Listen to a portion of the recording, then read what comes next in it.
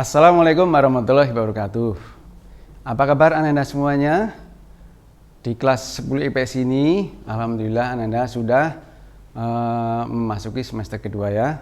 Pada kesempatan ini kita akan belajar, akan kita bahas, diskusikan bersama mata pelajaran sosiologi.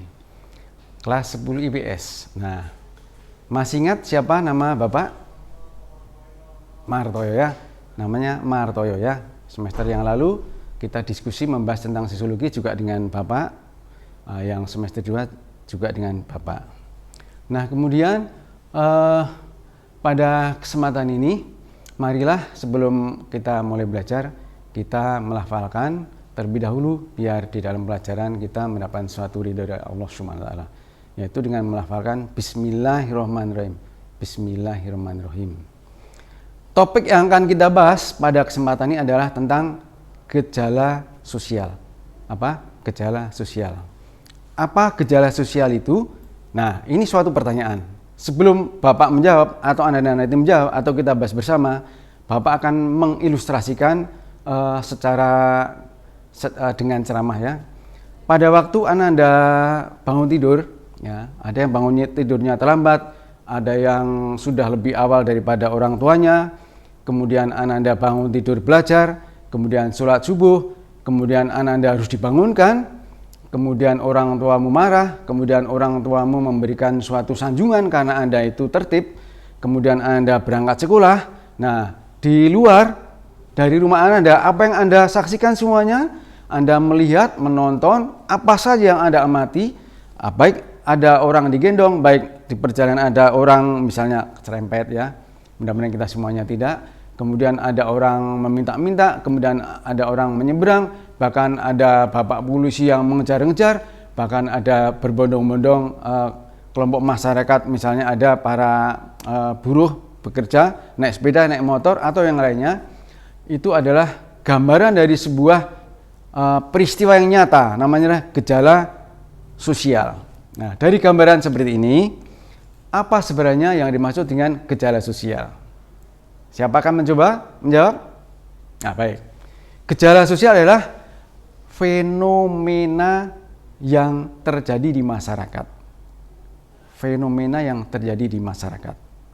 Atau suatu peristiwa yang terjadi di masyarakat. Yang betul-betul itu suatu peristiwa yang nyata. Ada realitas. Jadi bukan berarti besok akan terjadi hujan, enggak, itu bukan. Jadi itu namanya gejala sosial yang sudah terjadi, kita saksikan. Di mana gejala sosial itu ada, bisa di sekitar keluarga kita, bisa di luar masyarakat, bisa di sekolah, atau di mana-mana. Di kota besar, di kota kecil, di pegunungan, di pelosok, semuanya bisa kita saksikan dan pasti itu muncul. Lebih-lebih di masa ini ya, yang serba modern, serba canggih. Semuanya pasti namanya gejala sosial pasti terjadi. Mari kita Anda semuanya kita amati satu persatu. Nah, apa gejala sosial? Seperti Pak tadi sampaikan, suatu peristiwa yang terjadi di masyarakat atau fenomena-fenomena yang terjadi di masyarakat. Di mana tempatnya tadi kan? Di semua lingkungan, tidak hanya di Indonesia, bahkan sampai di luar negeri. Nah, apa faktor terjadinya? Nanti kita bahas bersama. Dampaknya bagaimana cara mengatasi, menangani munculnya gejala-gejala. Ada yang gejala positif, ada yang gejala negatif. Nah, yang negatif ini harus kita atasi. Kalau tidak, maka di masyarakat terjadi suatu penyimpangan sosial dan sebagainya. Nah, ini salah satu contoh. Beberapa waktu yang lalu di Yogyakarta, di provinsi DIY ya, kebetulan di MUI juga berada di salah satu di provinsi DIY tapi di kota Yogyakarta. Terjadi suatu ketimpangan penduduk. Ini menurut data dari BPS ini paling tinggi ya. Seluruh Jawa paling tinggi seperti ini katanya. Mungkin kalau Anda yang berada di luar Jawa tidak tahu apa kereta api sehingga di situ ada rel kereta api. Kalau di Jakarta itu sudah terbiasa. Nah, ada juga rel kereta api hanya sebelah 1 meter itu sudah rumah emplek-emplek. Orang yang urban ke kota kan mengadu nasib, mencari nasib, keberuntungan. Kemudian rumahnya asal saja nemplek. Nah, ini peristiwa yang mudah kita amati. Kalau Anda yang berada di luar Jawa nggak ada jalur kereta apinya kan, ya kan? Nggak ada kan, karena jalannya naik turun pegunungan kan mungkin ada, apalagi yang daerah terpencar-pencar antar pulau kan nggak mungkin ada. Nah ini lanjut. Nah sekarang tadi sudah Pak sampaikan, gejala sosial adalah fenomena atau peristiwa yang nyata terjadi di masyarakat. Nah kemudian menurut perhitungan BPS kebetulan istrinya Pak Marto di BPS ya. Nah ini banyak sering menceritakannya mengenai ketimpangan sosial yang terjadi di masyarakat dari Sabang sampai Merauke, dari provinsi sampai kota, sampai kecamatan, bahkan sampai RT. Semua ada data. Ini bisa menunjukkan salah satu bukti kan. Kalau hasil analisa atau hasil temuan-temuan tentang ketimpangan sosial yang terjadi di masyarakat bisa diketahui dari suatu pendataan di Badan Pusat Statistik. Nah, dari BPS ini nanti biasanya dijadikan suatu rujukan ya oleh pemerintah bagaimana cara mengatasi temuan yang ternyata seperti ini. Terus kemudian, ini ketimpangan sosial juga. Kalau tadi bagaimana orang nggak punya rumah, asal hidup, kemudian akhirnya bertempat tinggal di sekitar rel kereta api. Nah sekarang kalau kita lihat di sana sebelahnya ada rumah, hotel, pertokoan, ruko, atau bahkan bangunan yang tinggian, orang-orang hidup mewah, serba lux ya. Sementara di sebelahnya kadang tidak sampai terlihat atau bahkan oleh orang-orang yang sudah jadi bos-bos itu bahasanya. Nah, itu kemudian tidak melihat bahwa di baliknya, di bawahnya itu masih banyak terdapat ketimpangan sosial. Ya. Sampah asal, tidur di situ, rumah di situ, apa di situ, sampah di situ, udah nggak tahu. Nah, yang bagi orang yang cukup hebat bekerjanya, hidupnya, dia sudah berada di gedung mewah, gedung tinggi, pencakar langit itu dengan tempat yang sejuk, yang enak, kadang tidak mengetahui ketimpangan sosial. Ini problem bagi kita semuanya kan. Nah, kemudian juga gejala sosial apa itu? Belum lama ini ya, tidak hanya di kota besar, di kota-kota kecil juga ada. Ada pelajar melempar mobil jalan, nggak salah, nggak dosa, biasa seperti orang tuamu mengendarai mobil, tahu-tahu dilempar, blak. Nah, akhirnya apa? Ketangkapnya tidak waktu itu. Tetapi yang kena kurban lapor ke pihak berwajib, kemudian beberapa hari diselidik, akhirnya ketangkap. Oh, itu orang pelakunya yang melempar mobil itu. Nah, kemudian ada gejala sosial di masyarakat. Ini kalau kita lihat gambar ini adalah potongannya seperti ini, tangannya masih halus-halus, ya, kelihatannya semuanya pelakunya adalah para remaja. Ya, para remaja, kasihan. Narkoba bisa menghancurkan individu, keluarga, bangsa dan negara. Tidak hanya narkoba, minuman keras. Bahaya narkoba ya, anak-anak semuanya. Dari kota besar sampai pelosok itu bisa melihat bahaya narkoba. Dan orang yang bermain-main dengan narkoba di mana saja, kapan saja pasti tertangkap oleh pihak berwajib, tidak kapok-kapoknya. Sekarang banyak orang diancam hukuman mati karena apa?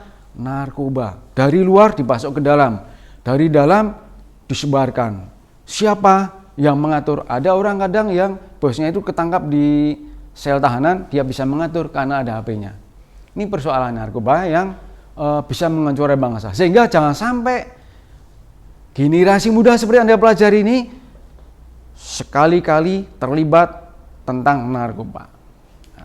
Nah, ini bagaimana kenakalan remaja? Tidak hanya narkoba, geng-gengan, kemudian tawuran, ketangkap semuanya. Berapa puluh, ini hanya ilustrasi, hanya contoh gambar yang sedikit saja ini.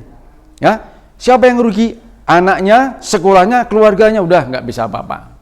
Sehingga jangan sampai kita sekali-kali terjaring oleh aparat keamanan karena apa? Kenakalan remaja atau terkenal dengan istilah ngelitih kan ya. Nah, itu persoalannya. Nah, kemudian tawuran pelajar. Siapa yang sedih? Orang tua. harus jemput, harus bayar ya. Tidak gratis itu. Tangkap polisi harus nebus. Nah, ya kan? Apa? Biar jerak Ananda itu ya. Kalau nggak begitu Ananda nggak kapok. Orang tuanya jadi pemper, jadi tombok. Nah, ini kalau terjadi seperti ini akan merugikan semuanya. Keluarga malu, sekolahnya malu. Sekolah 24 jam dijemput, harus berangkat sekolah. Anaknya ternyata melakukan tawuran antar pelajar di daerah mana? Sekolah, kepala sekolah, atau pimpinan sekolah, semua guru-guru bayi anak harus ditelepon polisi, harus mendatangi kantor polisi untuk melihat siswanya. Orang tua juga begitu. Nah ini ya, tawuran pelajar yang di tempat lain itu sudah berhasil diamankan, diberantas terkurang, yang lainnya lagi, kambuh lagi. Nah, Ananda makanya kalau pulang sekolah, kembali ke sekolah, nggak usah mampir, nggak usah nongkrong, langsung pulang sekolah demi menghindari adanya tawuran pelajar atau terpengaruh tawuran pelajar. Sehingga Anda kalau pulang pergi naik motor itu harus hati-hati. Kemana tujuan teman-teman itu? Kalau kira-kira tujuannya nggak benar, lebih baik kita menyimpang pulang langsung ke rumah. Nah, kemudian di daerah Jawa Tengah ini, Polsek Juwering itu kalau nggak salah Klaten ya, tidak hanya di Klaten ya, seluruh Indonesia, bahkan seluruh dunia. Ini khususnya kita bahas adalah gejala yang ada di Indonesia. Ini sebenarnya aparat penegak hukum seperti Pak Polisi ini sering berkunjung ke sekolahan, diberikan waktu kesempatan, baik itu pada saat upacara atau pada saat ospek ya, atau orientasi siswa baru, atau pada siswa-siswa itu misalnya mau ujian, diberi bekal lah pokoknya, bagaimana kita itu mencegah, menghindari jangan sampai terlibat tawuran, jangan sampai terlibat perkelahian, jangan sampai terlibat narkoba dan sejenisnya. Ini semua secara bersama-sama, dan setiap polsek, setiap babinsa itu sudah diberi tugas masing-masing. Harapannya untuk menekan peristiwa-peristiwa khususnya para pelajar yang masih mencari jati diri, jangan sampai nanti merasa dirugikan bahkan menjadi korban karena orang yang tidak bertanggung jawab. Nah, ini yang gejala sosial yang lainnya adalah pemukiman kumuh. Kalau tadi tempat tinggalnya di pinggir bantaran rel kereta api yang sangat berbahaya. Sewaktu-waktu ya anaknya main, masih kecil, berbahaya. Ada di dulu Jakarta. Karena biasa tempat tinggal di situ sehingga anaknya keluar masuk, orang tua sudah nggak biasa, kereta lewat, akibatnya ya korban meninggal dunia. Nah, sekarang pemukiman kumuh banyak di Jakarta, banyak di Tangerang, banyak di Medan, di Surabaya ya. Ini mungkin di daerah juga ada ini. Karena hanya ingin hidup saja, rumah nggak punya, mengadu nasib juga ini suatu jalan yang terakhir, sehingga rumah tinggalnya menempati di pinggiran kali, terkenal dengan Girly, pinggiran kali. Bagaimana dengan pendidikannya? Jelas nggak terjamin. Bagaimana kesehatannya? Jelas nggak terjamin. Bagaimana keamanan? Jelas nggak terjamin. Karena sewaktu-waktu mengancam orang-orang bermukim di sekitar tempat tinggalnya. Misalnya banjir, rumahnya roboh. Siapa yang jadi tanggung jawab? Semua warga, pemerintah kan. Padahal itu adalah penduduk ilegal atau nomaden. Nah, sehingga memang Ananda semuanya mulailah dengan belajar keras, mencari ilmu, sehingga dengan modal ilmu Anda bisa berwirausaha, bekerja, berusaha, sehingga bisa terhindar menempati nasib yang seperti ini. Ya, kalau rumahnya itu tidak seperti ini, tidak di pinggiran, tidak asal bertempat tinggal, hati kita tentram ya, karena punya rumah yang normal, tempatnya normal, bermasyarakat normal.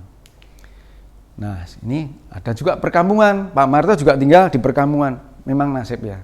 Sudah kalau temannya Pak Marto ya, ini menyampaikan qadarullah, takdir Allah. Pengen rumah pinggir jalan, strategis, pengen usaha kan. Tetapi dapatnya kampung terus. Perumahan rusun, RSSS ya, rumah susun sangat sederhana, susah selonjor dan sebagainya. Tapi dulu perhitungannya karena murah kan. Sekarang udah mahal. Nah ini ada yang rumah bagus, ada yang rumah biasa, ada yang rumah tidak terbiasa. Nah, ini suatu gejala sosial juga. Sehingga ada persoalan yang begini, ada blok-blokan, rumah yang mewah ya maunya orang-orang itu berteman dengan orang-orang lux ya, orang yang biasa-biasa maunya ya berinteraksi dengan yang lainnya juga agak minder-minder. Ini yang jadi sehingga terjadi suatu gap, ada jurang pemisah, ada persoalan perasaan sosial.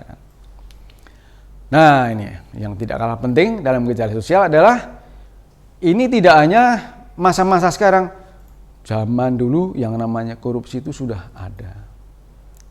Ya, lebih-lebih di Indonesia semenjak orang-orang Barat itu menjajah di Indonesia itu sudah diajari korupsi. Ya. Bagaimana seorang Dendels, seorang Bonaparte ini mestinya nyetor kekayaan yang diambil dari Indonesia, tidak disetor semuanya untuk mereka diri sini di Indonesia. Sehingga ada beberapa jenderal-jenderal itu ya waktu itu yang diutus di Indonesia itu terpaksa digonta-ganti karena tidak amanah kalau dalam bahasa Islamnya. Nah, siapa ini pelaku korupsi? Nah, pada waktu yang pakai dasi merah ini beliaunya sebagai saksi waktu itu kan ya, sebagai saksi kan. Nah akibatnya lama-kelamaan menjadi tersangka. Siapa beliaunya dulu? Ini menjadi pemikiran bagi Ananda generasi penerus. Jangan sampai kita melakukan korupsi ya, sehingga Ananda di sekolah orang tuamu itu biar punya ilmu, biar punya suatu bekal menjauhi hal yang kurang baik. Nah, kemudian akibatnya pelaku-pelaku oknum tadi, kalau yang sebelah pakai jas hitam, ini ketua MPR dulu, namanya Novianto. Ya, ketua MPR, dia mempunyai polisi. Kasus Freeport dia tanda tangani, waktu itu beritanya informasinya. Sehingga deal terjadi, ada semacam fee untuk siapa? Novianto. Akhirnya ketahuan. Pokoknya intinya ketahuan, pertemuan kemana-mana ya. Nah demikian juga setelah jadi saksi, akhirnya anak menjadi tingkat, akhirnya dijebloskan ke penjara sampai 20 tahun. Nah kemudian apa? Oleh pemerintah, oleh KPK, si koruptor itu harus dimiskinkan. Nah akhirnya ditangkap oleh KPK, masuk ke tahanan. Anda semua yang berbahagia, kiranya pertemuan hari ini kita cukupkan. Mudah-mudahan di waktu yang lain kita bahas lagi, Anda bisa bertanya, dan mudah-mudahan menjadi manfaat, menjadi bekal Anda, menambah ilmu Anda, jangan sampai terhindar dari hal-hal yang tidak baik. Sehingga kita harus bisa untuk memilah-milah mana yang baik, mana yang tidak, mana yang positif, mana yang negatif. Demikian, mari kita akhiri dengan melafalkan Alhamdulillahirrahmanirrahim. Assalamualaikum warahmatullahi wabarakatuh.